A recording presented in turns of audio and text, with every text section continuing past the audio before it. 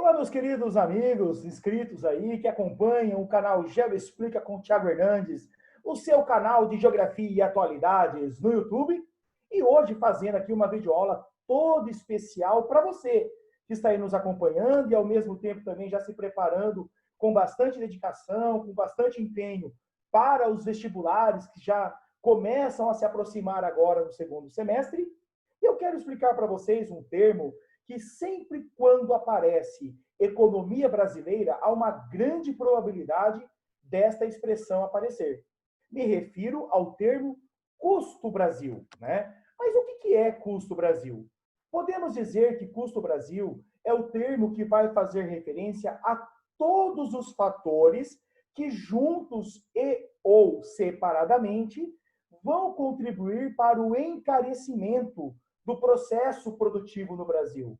Encarecimento do processo produtivo este, que tornam, por consequência, o produto brasileiro mais caro, e ao ser mais caro, ele acaba ficando também menos competitivo quando comparado com concorrentes internacionais, certo? E é exatamente nessa perspectiva que nós vamos abordar alguns desses elementos, alguns dos fatores que tornam o produto brasileiro mais caro, como, por um exemplo, a carga tributária, né? Como vocês sabem, o Brasil é um dos países em que mais se pagam impostos do mundo, né? Nós pagamos impostos em absolutamente tudo, né? O que nós consumimos, o que nós usufruímos, né? Eu falo que se existe uma palavra que marca a economia brasileira, essa palavra é imposto. O termo é carga tributária, né? Um exemplo, quando nós compramos um carro, pagamos uma cadeia de impostos em cima desse carro, mas anualmente temos que pagar o imposto, que é o chamado IPVA, para podermos usar aquilo que já é nosso, né? Quando nós abastecemos o nosso automóvel com gasolina, com etanol, ou com óleo diesel, com GNV, pagamos impostos. Quando compramos qualquer acessório para o carro, peça de reposição, pagamos impostos. A mesma coisa com tudo o que está ao nosso redor, desde produtos acabados até matérias-primas. E é óbvio que essa carga tributária excessiva acaba deixando o produto brasileiro mais caro. Eu quero aqui chamar a atenção, em especial também, pelo fato de que o Brasil, apesar de estar entre os países em que mais se pagam impostos, hoje a carga tributária representa mais de 30% do nosso PIB, é composto por imposto, certo? Ou por impostos. Nós temos uma das piores taxas de retorno do mundo, ou seja, a relação entre imposto pago e serviço público devolvido, principalmente em quantidade e qualidade satisfatória para atender toda a demanda da população. O outro ponto é a nossa burocracia, né? Tudo que se vai fazer aqui no Brasil, ou muito do que se vai fazer aqui no Brasil, no que diz respeito à abertura de impostos, de empresas, processo de importação, processo de exportação, né? A requisição de documentos ou serviços públicos, a quantidade de burocracia é muito grande, a quantidade de carimbo que tem que ser dado é muito grande, né? Aí alguém pode me dizer assim: ah, professor, então você quer dizer que tem que banalizar, liberar tudo? Não, não é isso. Mas eu quero dizer que o processo de controle, o processo de acompanhamento e os procedimentos a serem seguidos poderiam ser simplificados de forma a dar maior agilidade. Quando nós temos mais agilidade, automaticamente nós temos mais competitividade, certo?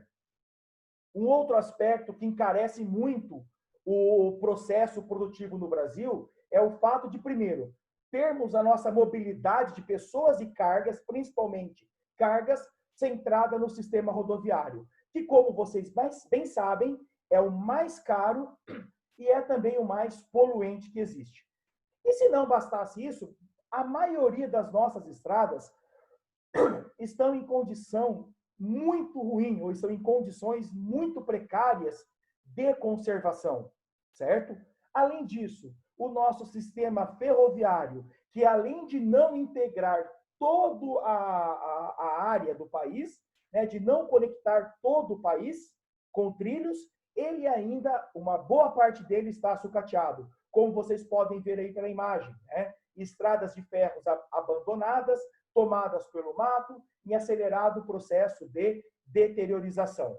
E no caso da nossa estrutura portuária, né, estrutura essa que já é obsoleta em relação à quantidade de portos, em relação à quantidade de carga movimentada, seja em relação ao tamanho, seja em relação às tecnologias. Quando nós comparamos os portos brasileiros, né, ou pelo menos a maioria dos portos, com outros portos de economias, de países de dimensão econômica semelhante ao nosso, vamos ver o quanto estamos obsoletos. E, como diz a expressão popular, time is money. Ou seja, quanto mais demora para a carga se movimentar, né, mais cara ela fica. Quanto mais demora para o barco descarregar e carregar, mais caro fica, né? E tudo isso quem que paga? Quem produziu. Quem produziu tendo que repor esse custo no seu preço de venda, o produto brasileiro perde competitividade,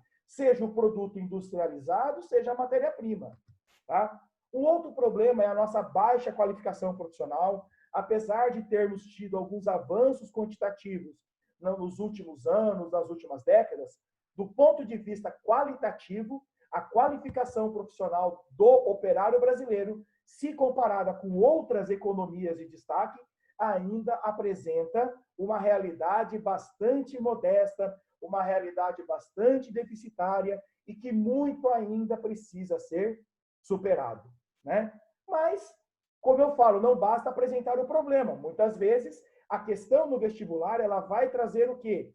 A exigência de apresentação de soluções. Então, em relação aos problemas que nós citamos, a necessidade, vamos apresentar agora, de uma reforma tributária que seja justa, que desonere o processo produtivo, né? E, ao mesmo tempo, que também não comprometa o equilíbrio das contas públicas.